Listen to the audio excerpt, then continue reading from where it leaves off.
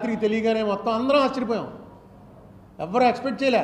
ఎందుకంటే మన్మోహన్ సింగ్ అసలు రేస్లోనే లేడు. ఆయన డెఫినెట్గా ఆయన క్యాబినెట్లో ఉంటాడు, క్యాబినెట్లో ఫైనాన్స్ మినిస్టర్ అవుతాడని అనుకున్నాం తప్ప ప్రధానమంత్రి పోస్ట్కే మన్మోహన్ సింగ్ని తీసుకొస్తున్నట్ట అని. వచ్చాడు మన్మోహన్ సింగ్. వచ్చి ఆయన చేసిన ఒక్కసారి గుర్తు తెచ్చుకోండి, ఆయన టైంలో ఏమేం జరిగాయి.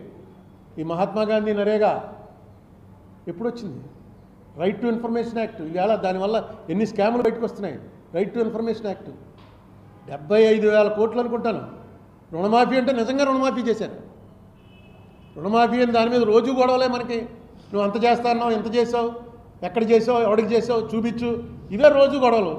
75,000 కోట్ల రూపాయలు ఆల్ ఓవర్ ఇండియా రుణమాఫీ అని ప్రకటించాడు. ఆ ప్రకటించిన కూడా సరిగ్గా వినపడలేదు మాకు, స్లోగా ప్రకటించాడు. 75,000 కోట్లు అనా పైసలతో ఇంట్లో కూర్చున్నాడు, బ్యాంక్ అకౌంట్లోకి వచ్చేసాయి ట్రాన్స్ఫర్ అయ్యి. వాడు ఏ పార్టీ అని, కాంగ్రెసా, తెలుగుదేశమా, కమ్యూనిస్టా అని అందరికీ కరెక్ట్గా దాని మీద ఒక్క కంప్లైంట్ రాలే. అన్నారు కానీ ఇవ్వలేదండి అని ఒక్క కంప్లైంట్ రాలే.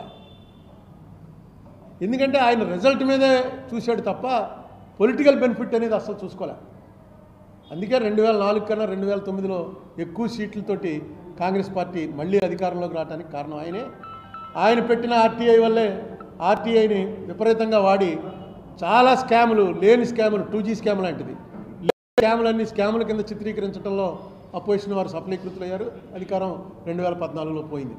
బట్ ఇలాంటి ప్రయోగాలు మాత్రం కాంగ్రెస్ పార్టీ చాలా చేసింది ప్రయోగాలు.